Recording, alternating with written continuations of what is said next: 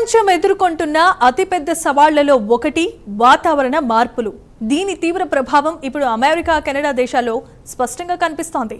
అక్కడ అడవులు అగ్నిగుండంగా మారుతున్నాయి. ఊహించని స్థాయిలో కారుచిచ్చులు చెలరేగి రెండు దేశాలను అతలాకుతలం చేసేస్తున్నాయి. వేల ఎకరాల అటవీ సంపద క్షణాల్లో బూడిదైపోతోంది.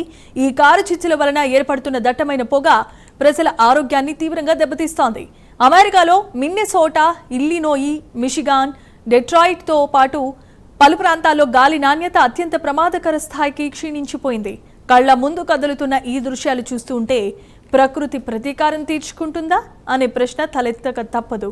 పరిస్థితి ఎంత దిగజారిపోయిందంటే అమెరికా రాజధాని వాషింగ్టన్ నగరాన్ని కూడా దట్టమైన పొగ కమ్మేసిందే. ఎక్కడికక్కడ వాతావరణం మారిపోతోంది. ప్రజలు తీవ్రమైన ఇబ్బందులు ఎదుర్కొంటున్నారు. మరి ఈ కారుచిచ్చుల వెనుక ఉన్న అసలైన కారణాలేంటి? దీని ప్రభావం ఎలా ఉంది? ఇరు దేశాల స్పందన ఏంటి?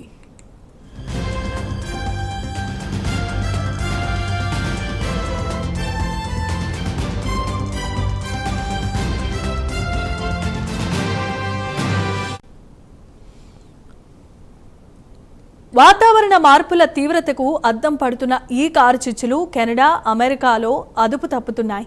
కెనడా వ్యాప్తంగా దాదాపు 949కి పైగా యాక్టివ్ కారుచిచ్చులు ప్రస్తుతం కొనసాగుతూ ఉండగా north west territories, Manitoba, British Columbia, Ontario రాష్ట్రాల్లో పరిస్థితి ఆందోళనకరంగా మారింది.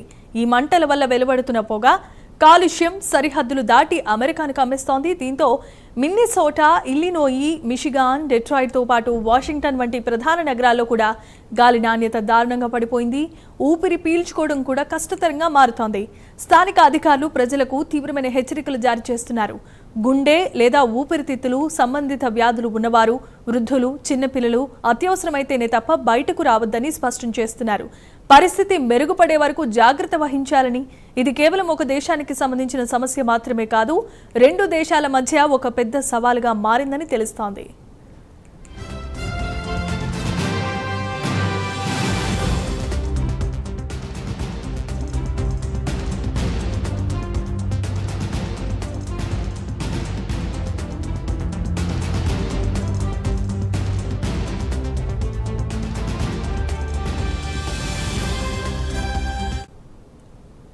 కారుచిచ్చులు కేవలం పర్యావరణ సమస్య మాత్రమే కాదు, రాజకీయ దుమారానికి కూడా కారణమవుతున్నాయి. అమెరికా అధ్యక్షుడు డొనాల్డ్ ట్రంప్ కెనడా అటవీ నిర్వహణ లోపాలే ఈ కారుచిచ్చులకు ప్రధాన కారణమని తీవ్రంగా విమర్శలు గుప్పించారు. అంతేకాదు కెనడాపై అదనపు సుంకాలు విధిస్తామని కూడా ఆయన హెచ్చరించడం పరిస్థితిని మరింత ఉద్రిక్తంగా మార్చేసింది. ట్రంప్ వ్యాఖ్యలపై కెనడా ప్రభుత్వం తొలిత స్పందించలేదు. అయితే అంటారియో రాష్ట్ర ప్రీమియర్ డగ్ పోర్ట్ ట్రంప్ వ్యాఖ్యలను పరోక్షంగా ఖండించారు. గతంలో కారుచిచ్చులను ఎదుర్కోవడంలో అమెరికాకు కెనడా సహాయం చేసిందని ఆయన గుర్తు చేశారు. రాజకీయ నాయకులు ఫిర్యాదులు చేయటం మాని పొరుగువారికి సహాయం చేయటం మంచిదన్నారు. మనం మన అమెరికన్ స్నేహితుల కోసం గతంలో ఖచ్చితంగా అదే పని చేశామని ఫోర్ట్ స్పష్టం చేశారు. ఈ వ్యాఖ్యలు రెండు దేశాల మధ్య వాతావరణ మార్పుల విషయంలో ఉన్న భిన్నాభిప్రాయాలను స్పష్టం చేస్తున్నాయి. కెనడాలో ఉత్తర అంటారియాలో సుమారు 190 చోట్ల కారుచిచ్చులు మంటలు వ్యాపించగా మంటలు రేగుతున్న ప్రాంతాల నుంచి ప్రజలను సురక్షిత ప్రాంతాలకు తరలించారు.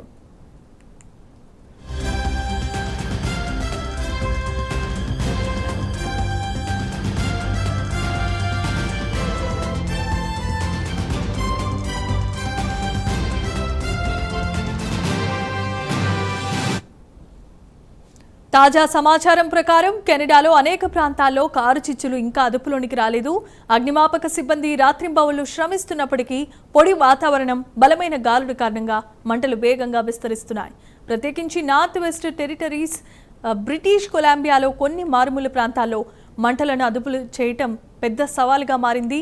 అమెరికా వాయు నాణ్యత పర్యవేక్షణ కేంద్రాల డేటా ప్రకారం మిడ్వెస్ట్, ఈశాన్య రాష్ట్రాల్లో గాలి నాణ్యత హానికర స్థాయిలో ఉంది. స్థానిక ఆర్థిక వ్యవస్థపై కూడా దీని ప్రభావం కనిపిస్తోంది. పర్యాటక రంగం తీవ్రంగా దెబ్బతింటోంది. ప్రజలు ఇళ్ల నుంచి బయటకు రాకపోవడంతో సాధారణ జీవనం స్తంభించిపోయింది.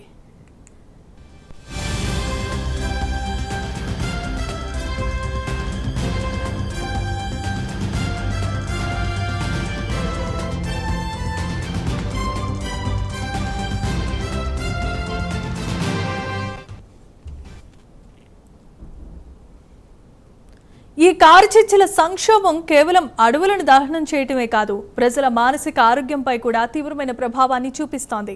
నిరంతర పొగ, గాలి కాలుష్యం తమ ఇళ్లను వదిలి వెళ్లాల్సిన పరిస్థితి ప్రజల్లో భయాందోళనలకు పెంచేస్తున్నాయి. ప్రత్యేకించి వ్యవసాయ రంగానికి ఇది తీవ్రమైన నష్టాన్ని కలిగిస్తోంది. పొలాల్లో పంటలన్నీ దెబ్బతింటూ ఉన్నాయి. పశువులకు కూడా ఇది ప్రమాదకరంగా మారింది. కెనడా అధికారిక లిబరల్ పార్టీ ఆఫ్ కెనడా ప్రభుత్వం ఈ పరిస్థితిని అదుపు చేయడానికి అన్ని రకాల సహాయాన్ని అందిస్తున్నామని ప్రకటించింది. ప్రధాని మార్క్ కార్నీ ఈ కారు చిచ్చులను జాతీయ విపత్తుగా ప్రకటించి అదనపు నిధులు కేటాయించారు.